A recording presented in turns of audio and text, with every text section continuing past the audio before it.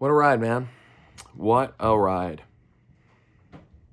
Bears lose to the Los Angeles Rams by a score of 20-17 in overtime at Soldier Field, ending their season with a final record of 12-7. So a lot to unpack with this game. It was tight the whole way through, that's what I predicted. The weather was really bad. And honestly, I can't even bring myself to be all that upset about it. I honestly, I'm more positive than I thought I would be after a Bears playoff loss, because I'm so content with how this season has gone that I cannot ask for much more than what we've gotten. It was very brutal to lose this game in the manner in which we did. Don't get me wrong. And there's going to be a lot of talk over the offseason about how that overtime played out, Caleb Williams' general performance in that game, and Ben Johnson's decision-making. But if I had to be honest, man, I feel so confident in this team's future that it doesn't even trip me up. The only way I would have gotten tripped up is if we just got like blown out on our own home turf, but that didn't happen. We had the chance to go up early. Roma Dunze had a touchdown go right through his hands, which was just brutal. They marched down the field with such ruthless efficiency on that first drive. I was like, oh my gosh, this is unbelievable, because I thought, it would be this running game slugfest. Instead, Caleb Williams was just slinging it. He had like over 100 yards by the end of the first quarter, I think. But they get down to the end zone. They go for it on 4th and short. That doesn't convert. The Rams go down. They get a touchdown, I want to say. And then we go down. Actually, we might have stopped. I don't even remember. This game is such a blur to me. But all I remember is we were down. We missed another 4th down play, which Ben Johnson, man, multiple times now in the playoffs, just take the points. Please, just take the points. I don't know why. I just don't know why he refuses to do it. But it's whatever, man. Almost worked out for us. We ended up tying it with a pretty sweet DJ Moore touchdown on 4th down in our end zone. That was pretty cool. So the game was like 10-10, I want to say, and then it just kind of settled in for a while. And there wasn't any scoring for a hot minute. I don't think anyone scored again until the 4th quarter. It became pretty clear as the game went on that the cold weather was just shutting down both offenses, because the Bears offense, which has been pretty much elite all season long, if not reliable, completely went cold in the second half. Like dead silent. Like just could not get anything going. No real explosive plays, no deep shots. Running game really couldn't get its footing, and the Rams offense suffered as well, and they've been a pretty high-powered unit. I was terrified of Puka Nacua and Devontae Adams, and they did not have as big of an impact as I was expecting. Puka still had a good game, I'd say, but man, like it wasn't the monster performances I was expecting, and I got to give a lot of credit to the Bears secondary for playing in the way that they did, because Jaquan Brisker specifically had a heck of a game. He really stepped up today in what was most likely his last game as a Bear. And there's a lot of people whose last games as a Bear this was, potentially at least. Brisker, Kevin Byard as well will be a free agent after this year.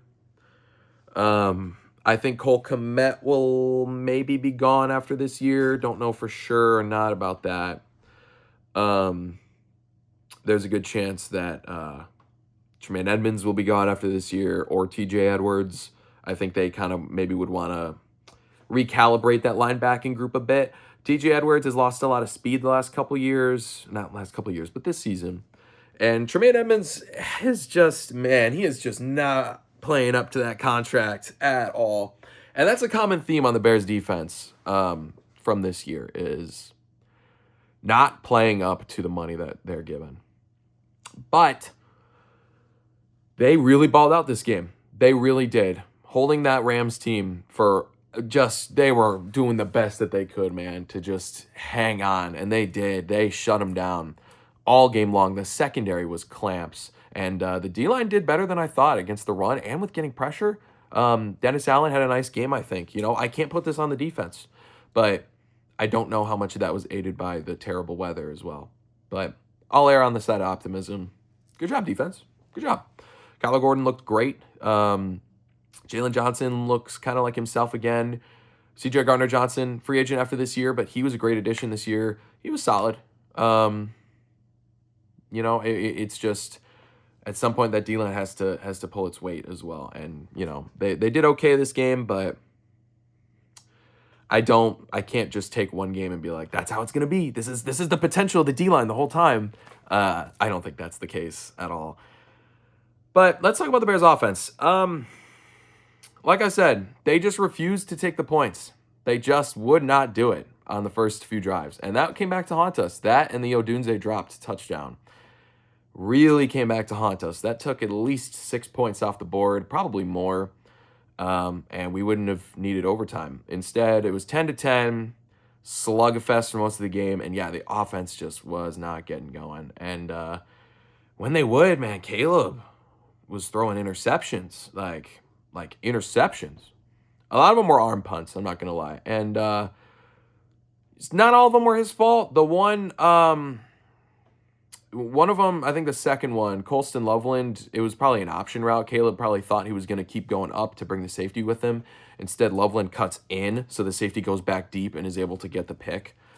And then, it was, and then on the next drive, the what I thought was going to be the last drive of the game, we ended up getting the ball back. I'll get into that in a second, but Caleb went down the field, and they got all the way down to the goal line. And, this is where Ben Johnson thrives, is these short situations. And instead, all night, we just, 3rd and short and 4th and short, we're just getting stuffed. Couldn't do anything. And that was the case there on the goal line. 1st and 10, run, got about 4 yards. Good job. 2nd and 5-ish, 6-ish, got another 3 yards. Okay, cool. 3rd and 2 or 3, he gets maybe a yard. And then 4th and 2, they throw the ball and it goes incomplete. And I thought that was it. I thought that was the game. I was like, man, if they get another first down, that's it. Instead, they go 3 and out pretty quick. Maybe they got 1 first down. But the Bears defense makes a stop. Leave time with the clock. Caleb is able to go to about the 20-yard line with not that much time left. Get some good completions going. And then it's, before we know it, we find ourselves in a 4th down situation. And the Rams blitz. Off the snap, Caleb's running backwards. He's all the way to the 40 at this point. Heaves it deep. Season on the line, man. Iceman. Season on the line. 4th down. In the playoffs. 4th quarter, last drive of the season. Chucks it all the way into the back corner of the end zone perfectly for Cole Kmet. And I went nuts. I'm sure everybody did. That was more hype than, last week, that 4th and 8 play was really cool. But in the moment, I thought it was garbage time. That was the Iceman right there. He had 2 guys in his face just chucking it. And that is why we picked Caleb Williams 1st overall. That throws like that are why. Those are throws nobody else is making in this league. Nobody. And we go to overtime after that. Had all the momentum. Got a really quick 3 and out to start. Offense gets the ball. They drive down slowly and methodically, converting 3rd downs. Got all the way to just inside Rams territory. 2nd and 10.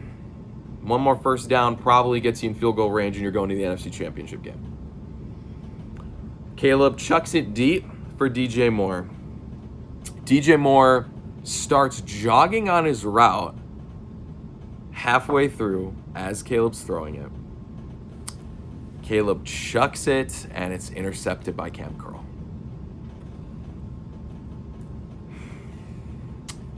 Now, I'm not saying I want to trade DJ Moore this offseason. He's a great piece to this team. He's been great in these playoffs. But you cannot do that.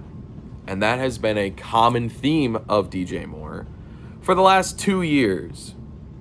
He's just not putting forth the effort that you're supposed to be if you're getting paid $30 million a year like he is. That's just unacceptable. You cannot be jogging through your routes in overtime in the playoffs. And that's what cost us the game.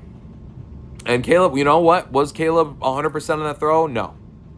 Honestly, if DJ's running full stride, it'd still probably be a iffy catch. But it's not getting intercepted. I know that for sure. And we still have a chance to win that game. Instead, the Rams go down. The defense folds. They kick a field goal, and the Bears' season is over. And, you know, I think about, I want to be more sad than I am. I really do. This is my first time really watching extensive Bears playoff football. I've seen, you know, we'll make a wild card game and then lose. That's all I've seen my whole life. I was a little too young for the Lovie Smith years. You know, the last deep run we made was 2010. I was 8 years old. I wasn't watching football at that point. We went to the Super Bowl in 2007. I was very young. I was like probably 3 maybe. Like it was just not possible. I was 4, I think. So this is the most I've ever seen, man. And considering everything, it's the first year of Ben. This is his first season. It is year 2 of Caleb Williams. Year 1 in his offense. It is year 1 of Colston Loveland. Year 1 of Luther Burden. Year 1 of Kyle Monangai. Year 1 of Ozzie Trapillo. Year 2 of Roma Dunze. That wasn't our only shot. It was not our only shot. Far from it. Far from it. And, you know, am I disappointed that, you know, we couldn't get further? Maybe a little bit. We had a chance to win that game. It went to overtime, after all. But we won 5 games last year, guys. We fired our head coach halfway through the season. We had one of the worst offensive lines in the league. We didn't have a pick higher than 10th. And in one season, we turned a flaming disaster of a team that I thought had no chance of going anywhere in the next couple of years, that they had ruined Caleb's development, and that we were heading for an off-sync build here, and it wasn't going to work, to 12 wins and a playoff win against Green Bay, 2 wins against Green Bay, and a close overtime loss against a team that I think can absolutely win the Super Bowl. We were never supposed to be here, and they fought really hard, man. And, you know, Dan Campbell, when they lost in the NFC Championship game, he said, this might be our only shot. We don't know if we'll be back here. And that's absolutely true. We do not know if we're ever going to be back here again. Everybody thought the Commanders after last year were going to be a Super Bowl contender this year, and they didn't even make the playoffs. They didn't even win 6 games, I don't think. There are no guarantees in the NFL. That could have been it. If that was it, it's still the best season of Bears football I've ever watched it. Like, ever. The only close competitor is 2018. They had no real offense that year, and they lost in the first round. This was something else entirely. This was something I absolutely think the Bears will build off of. This has been a great season, guys. You know? I cannot bring myself to be that heartbroken or upset about this loss. It's just kind of a, man, that sucks, but our future is so bright. For the first time in a while, man. And despite the iffy playoff performance today, I've never believed in anyone as much as I believe in Caleb Williams. And that last throw to Cole Kmet in the end zone for a touchdown to tie it is exactly why. We are not out of any game when he is at the helm. Do I wish he had a little bit more ice in his veins to ice it in overtime and send us to the NFC Championship game? Sure. Absolutely, I do. I wanted that so badly. But it wasn't meant to happen. It's a painfully thin loss. You replay this game 100 times, it's going 50-50. You know, sometimes you just come up short, I guess. And even if we did win this game, I don't think we were beating Seattle. I do not. Unfortunately, we'll never know. I would have liked to at least known. But to go into Seattle with a defense good enough that they can suffocate our offense and with a run game that would just destroy our team, like, it would be so bad, man. That run game would be, they would eat us alive. And then we would have to somehow cover Jackson Smith-Njigba, who has been the best receiver in football this year. I guess we could have won. Like I said, I'd like to have at least known, but I don't honestly think we would have won that. It's the same that I felt about in 2018. We lost to the Eagles. The next round, we would have played the Rams. I think we would have won. But if you make it to the NFC Championship game, you're going against the Saints. And that 18 Saints team was nasty. They should have gone to the Super Bowl. Nickel Roby-Coleman said, no, but should have been in the Super Bowl. Probably would have won the whole thing. That was the best team of football that year, in my opinion, and they were a horrible matchup for us. They would have beaten us that year. Stuff like that I can at least take solace in. It kind of gives me a little bit of closure, I guess. You could call it coping. You can call it whatever you want. But I'm proud of this team. And I'm not ashamed to admit that. I'm really not. This was a fun season. Seriously fun. So many crazy, awesome moments, man. Stuff that I've never seen from really any team. It's uncommon stuff, let alone from one team, let alone in the same season. We had a blocked field goal to win. We had a crazy thriller against the Bengals, 47-42, with a huge, long touchdown from our rookie, Loveland. I hope he's okay. He did get hurt today. 10-point comeback against the Giants late. Huge comeback against the Packers, including an onside kick recovery to win it in overtime. Comeback against the Vikings late with a Devin Duvernay big kick return. A playoff win against the Packers after being down 21-3 at halftime. Coming back and winning the whole thing and getting your first playoff win in 15 years. There's probably more than I'm forgetting, man. We broke the record for most 2-minute drive wins in a season. We had some amazing games. Even those crazy comebacks that fell short, like against the Lions in Week 18. That game was still really fun. That thriller against the Niners. Still lost that one, but man, was that fun. Stuff like that makes me believe that we can actually be something. Because you only see games like that out of the really good teams. And that's just a mark of good coaching. I do believe that, when I looked at before this year, and I saw our coaching staff, I was like, man, we have a stacked unit here. We had Ben Johnson, who I think was the #1 candidate for head coach this past offseason, and it's not close. You had a former head coach in Dennis Allen as your D coordinator. You had a longtime Chiefs offensive coordinator Eric Bieniemy as your running backs coach. You had Al Harris as your D-backs coach. Antoine Randall as your receivers coach. Like, you look up and down this lineup, and it is just a stacked group of coaches. And I saw this, I'm like, they're going to out-coach teams to wins. And that's exactly what happened. Oh, I forgot the Eagles game. Remember the Eagles game? On Black Friday. That's how I knew we were legit and we could do something like this. Was the Eagles game. 2 years ago, I made a video. It was after losing to the Packers in Week 18. We finished 7-10. And I said that I didn't believe where this Bears team was going at all.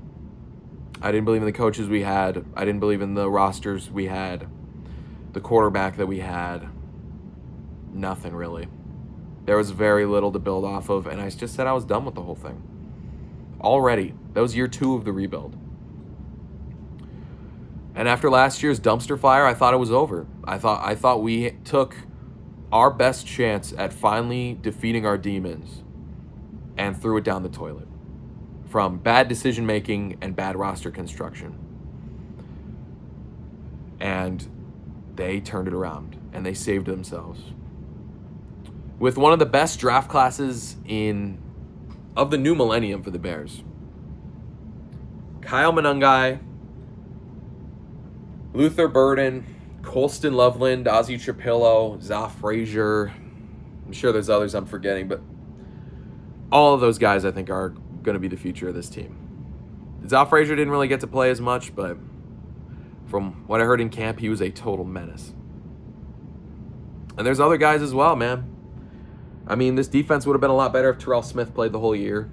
It would have been a lot better if Jalen Johnson never got hurt, if Kyler Gordon never got hurt. The only real thing I still got against Ryan Poles at this point is the horrible cap management on the defensive line. Probably our highest paid position group. And yeah, there's not much there. Obviously, we were missing Dayo Odeyingbo this year. He was supposed to be the starter.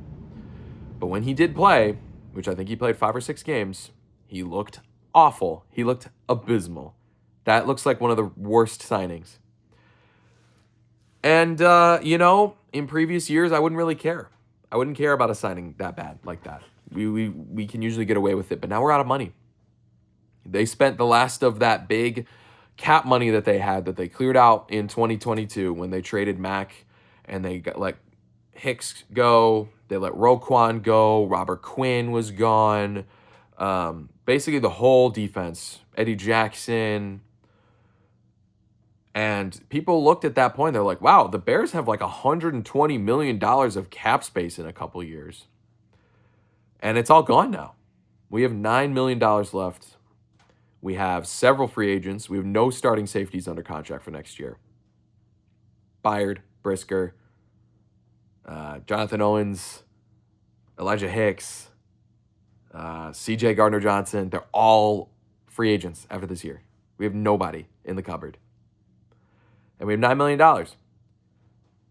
And, what do we use all that money on? Well, we gave $20 million to Grady Jarrett and $20 million to Dayo Odeyingbo, 2 guys that did not make any impact this year. We're giving $18 million a year to Tremaine Edmonds, giving a lot of money to these defensive guys who are not contributing. So now this year, they're probably going to have to restructure and eat into future cap to make room to bring guys back. And now they're doing something they didn't want to do. When you restructure contracts like that, you got to push all in, basically, because now you're eating into your future cap. And what is going to eat into our future cap? A Caleb Williams extension, an Odunze extension, a Monangai, Loveland, Burden, everybody on the offensive line, Byard.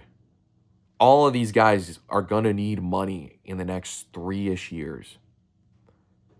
And you're going to have to eat into future cap because you couldn't make this situation work. They're not going to be able to cut Jarrett and Odeyingbo because the cap hit would be more than them being here. So you might as well just keep them here. And nobody's going to trade for them, obviously. If somebody did, that would be hilarious. But they just gotta work with what they got. And I hope that doesn't hamstring us. You got to capitalize on what you're at right now. I don't think they're going to push all in. I don't think they're going to trade 2 first-rounders for, Max Crosby or any of these guys. I think they're going to stand pat, run it back, hope to be healthy, maybe make some mild additions. I don't think the offense needs any work. The offense is done. Don't touch it. But you got to use every single one of your early picks on defense. I think our first-round pick is going to be about 27th overall after today. So you're picking deep in the first round. It is a defense-heavy draft, but at the end of the draft, what's left at that point? And they're not going to trade up. So they're going to take whoever's there. You're not getting a stud D end at the end of the first round. You're not going to get any immediate impact players usually. If I were Ryan Poles, I would use that to get a corner. You can get good corners at the end of the first, maybe with our second rounders, but we are, you know what? Like I said, Terrell Smith was hurt. Jalen Johnson was hurt. I still would have loved to have seen a full year of Terrell Smith. But as far as I'm concerned, we do not have a starting outside corner that we can depend on and say, yep, that's our guy going forward. I think Terrell Smith would have been that if he played this year, but now we'll never know. Edge rusher's a premium position. Maybe they could get a D tackle there, but like I said, end of the first. These are basically second rounders that you're dropping, your hopes onto. Your best bet would have been free agency, but now we have no money.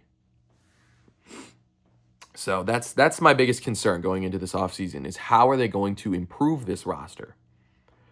Because I don't know how you can. That to me is the most interesting part. But as far as this current roster goes, you know what, man? I'm excited for the future and I'm excited for Caleb Williams. I truly, truly believe that he is going to be an elite quarterback for us for a very long time, without a doubt in my mind. When I was talking about Justin Fields, it was always hope. I loved his potential. But I was never like, yeah, this is the finished product. This is, Caleb Williams, if he doesn't develop any further from here, he's still the best quarterback in Bears history. That's the fun part. He's going to get better too. We still have a whole nother offseason and a whole nother season of development ahead of us for him. And he's already super clutch. He's already made insane throws. His deep ball has improved so much. His sacks are, man, I don't think he took any sacks today. People keep knocking his completion percentage. Fair enough. Get the accuracy a little bit better. And we can work with that. I do think our Bears receiving core does drop way too many balls. And I've heard people pin that on Caleb. They go, oh, he throws the ball too hard. I'm sorry, dude. You're in the NFL. You get your hands on the ball. You catch the ball. I don't want to hear he throws it too hard. What are you, in high school? What? I've never heard that criticism about any quarterback ever. He throws the ball too hard. Really? I'm sorry. That's just such a reach to me. You get 2 hands on it. You catch it. You're in the NFL. Come on. So, yeah, it's just, man. And that was a big part of today as well. Guys were dropping it left and right. And we still almost won. Just, and I don't know, man. I don't know. What really sucks is that this division is not going to get easier next year. It's just not. The Vikings are the only team that I think maybe won't be that much better. Just because I don't think their quarterback is very good, and they're probably losing Brian Flores. The Lions will be back, and the Packers will really be back. We have to be so careful for them next year. Because them with a healthy Micah Parsons and a healthy offensive line is a scary Super Bowl level team. I think we're a scary Super Bowl level team next year, but it's going to be a dogfight for that division. It is going to be a war. And now we have a first place schedule, and they don't. So, yes. Man. Really wanted that one. Really did.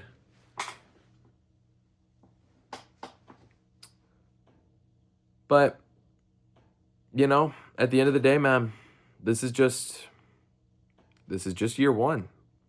My absolute expectations for this year, I wanted to just make a wild card spot, or at least be competitive at the end of the year, but I wanted to make the playoffs. We won our division and won a playoff game, almost won 2 playoff games. That's enough for me. That is enough for me. I'm so proud of this team, man, and the way they fight, especially that offense. Next year's going to be so fun. So that does it for this year, man. That does it for this year. This was my favorite year ever watching the Bears. It was just such a blast. All the good and the bad, you know, the 0-2 start where everyone was acting like the city was on fire and that we were screwed, to the 4-in-a-row win streak, the loss to Tyler Huntley, the dogfights for our division, the shootout with the Niners, the insane playoff moments, the Iceman stuff. This year was such a blast, man. The takeaways, the interceptions all year, that was so fun.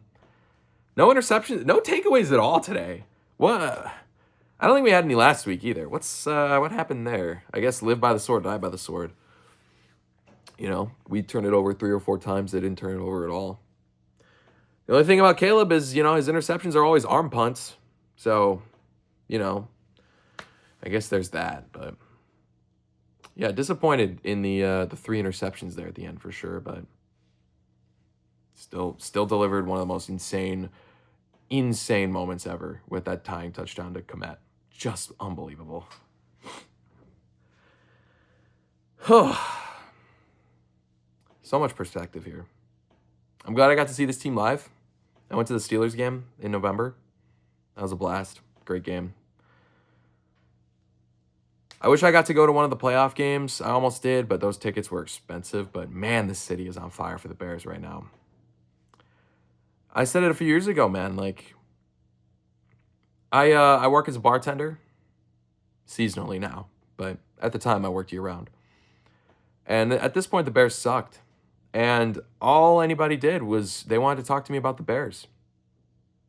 I wouldn't even initiate it sometimes. Like they would just start talking about them, or they'd have like a Bears hoodie on. Nobody ever wanted to talk to me about the Blackhawks or the Bulls or the Cubs or the Sox. It was always the Bears that I was talking about with people. This city bleeds blue and orange. And going out today, I was at the mall in Schaumburg, and everywhere I looked, there was people wearing Bears stuff. Like, I've never seen anything like it. It felt like I was outside the stadium. Like, everywhere I looked, there was jerseys and hoodies and hats. Everybody was geared up. This city loves this team so much. Sometimes undeservedly so. But man, we got the best fan base. They are just so diehard. With the hot dogs and the cheese graters. A Bears team that's consistently good is so good for the NFL, but it's so good for the city too. Crime went down. Like, people are just happier, you know? And that's the thing about the Bears, man. Like, 2018, that was our shot. 2019 was like kind of our last chance. We went all in. Turns out Nagy wasn't the guy. Which, honestly, if you watch the last few games of that season, you could kind of tell Nagy wasn't the guy. We barely beat like a terrible Niners team that year. That was not good. But Ben is the guy. I don't even know how you can dispute that. The only thing I really have reservations about is Dennis Allen. But like I said, his defense wasn't healthy all year. But this is only the first step. You know, 2018 was our one shot. That was our only chance, and we sucked again for the next 7 years. This team is going to be good for the next 7 years. Like, we are going to be in the playoffs every year. We're going to be in the playoff hunt every year. People are going to be talking about us every year. We're relevant again. We're 3-1 in our last 4 games against Green Bay. We won our division. This is pretty cool. I don't have many of these. This is stuff you cannot take for granted. Cannot. The Jets have not made the playoffs since 2011. The Dolphins haven't won a playoff game since 2000. This is meaningful. This is almost unusual to see a turnaround like this. So yeah, I'm excited. I'm excited. It's just such a... The thing about the double doink year is I walked out of that thinking, what if? I walked out of that thinking that shouldn't have happened and we'll never know what that team was actually capable of. This year, the way that it ended felt about right. There was a certain amount of closure to it.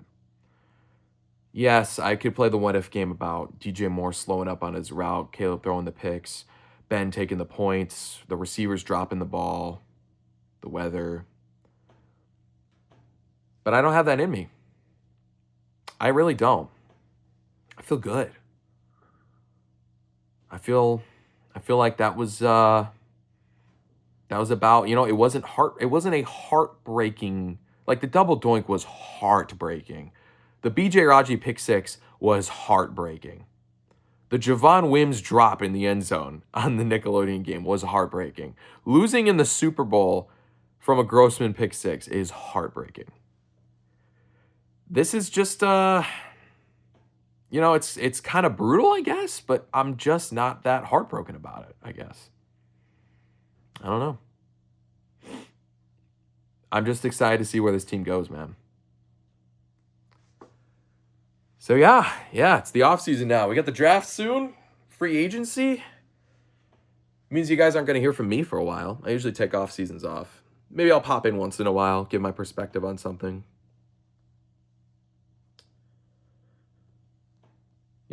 Football is, I'm sure a lot of people are really upset about this loss. Like, just a reminder, like, it's just entertainment at the end of the day, guys. It's not supposed to ruin your week or even really ruin your day. I mean, I let it ruin my day on occasion, but it'll be nice to kind of have a break, man. You get so locked in on this, especially now that the Bears are good on just, football. But, like, it'll be nice to take some time away, I guess.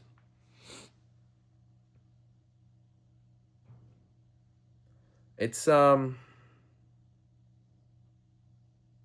don't know. I just feel so at peace here. I really do. I do want a victory lap real quick. I was right about Justin Fields.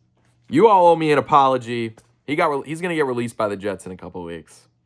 And Caleb Williams just won a playoff game. Almost won 2. I should, I don't think I victory lap myself enough about that. Just had to throw that in there. Man. Sorry if I'm rambling so much in this, man. It's the end of the season. But, I'm just really content. That's the best way I can put it. I'm very content. So, let me know what you guys think, man. Free agency's in a couple months. Then it's the draft again. Camp. Season will be back again before you know it. And for the first time in a while, I'm not going into the offseason wanting to tear my hair out. Because that's been the case the last few years. Last year, it was nice to get Ben. I was very excited when we got Ben. But I thought we tainted the development of Caleb. Straight up. I thought we had, like, he was never going to reach his full potential because of the disaster that last year was. I was so upset. Year before, they decided to keep Eberflus. And I was super mad because he was so clearly not the guy. And, what happened? Year before that, I felt pretty good. We clinched the first pick, but, we won 3 games. Year before that, Fields was a rookie. We had to fire Nagy. We won 6 games the whole year. I thought we were going to make the playoffs that year. That did not happen. Year before that, lost in the wild card round after starting 5-1 and losing 6 in a row. Stumbling into the playoffs at 8-8. They announced they wanted to keep Nagy in Pace after that year. Trubisky was gone, and I really thought that Nick Foles was going to be our quarterback the next year. It was going to be either Nick Foles and then they signed Andy Dalton. Year before that, we missed the playoffs, and I was just so sad. Like, how could this happen? That Bears team was so talented. I still can't believe they only went 8-8 in 2019. And then 2018, we finished off a double doink. A loss that still kind of hurts to think about. We just now recovered from it. So for the first time in a while, I'm going in the offseason thinking, cool. And maybe it's better we lost this way. I think I'd be a little bit more, like if we made it to the next round against the Seahawks and got pummeled, like I think we would have, there'd probably be a little bit more of a sour note going into the offseason. But I think losing this way is going to light a fire under Caleb and that whole offense. And I hope it lights a fire under DJ because, good God, this year was unacceptable from him in terms of some of the effort he was putting through. Last year was really bad. He was a little bit better this year. I mean, there were some games that he's like so good in. Even this game, he still had some good plays, man. He had a touchdown, some crazy one-handed catch. And then he starts jogging on his route in overtime in the playoffs with a chance to win the game and cost us. You can't pay $30 million a year for that. So if they do trade him, I wouldn't be shocked. They need some defensive help on the D-line. If they want to trade DJ Moore for some D-line help and say, all right, Odunze and Burden and Loveland, this is your offense now. I don't know if I would necessarily be happy, but I don't know if I'd be too sad either. That might be the right move if you think about it. He's just getting so much money, man. He has some hype moments in aura, but yeah. So we're going into this offseason, and I'm feeling good. So let me know what you guys are feeling right now. Tough loss. But something to build off of. For sure. I'll see you guys around.